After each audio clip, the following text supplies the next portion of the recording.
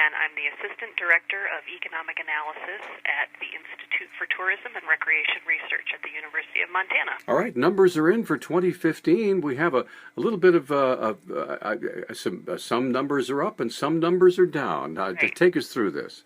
Right, it's kind of a mixed bag this year. We had record spending and visitation last year in 2014, and we're still working with preliminary estimates, obviously, for 2015. We're waiting on final numbers to come in. But these preliminary estimates show us that we have an increase in visitation. We had right around 11.7 million non-resident travelers coming through the state during 2015. And obviously they were doing a lot of different things and spending money in a lot of different areas.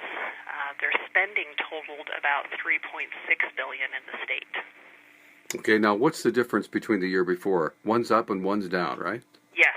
Visitation is up, I think it's about 8%, and spending is down nearly 8%. Okay, do we know why that is? We're not entirely sure. We're still going to spend some time looking at the figures, and talking to people in the industry always helps us to fill in that picture. But we really think that the decrease in gas prices and fuel prices overall probably contributed to part of the spending decrease. That is one of the big items that people are spending on when they're traveling through the state, because we are such a big state. It requires a lot of driving. So with the gas prices being cheaper, people were spending quite a bit less on fuel.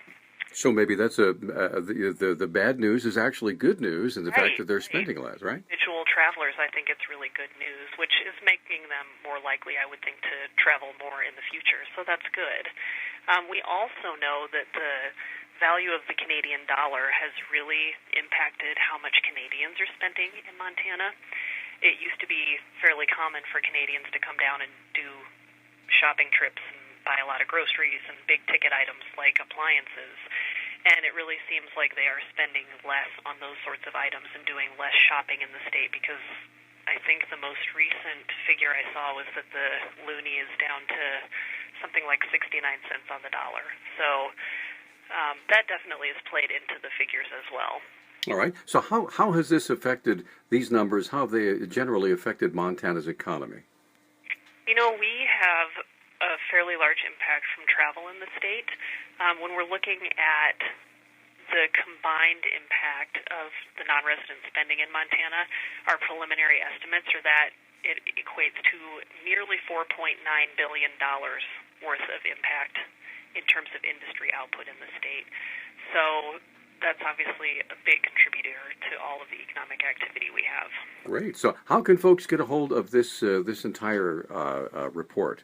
Yep, we have it on our website, which is itrr.umt.edu, and we do have that preliminary report posted on there, and of course once we get the final analysis completed, we'll put those numbers up as well.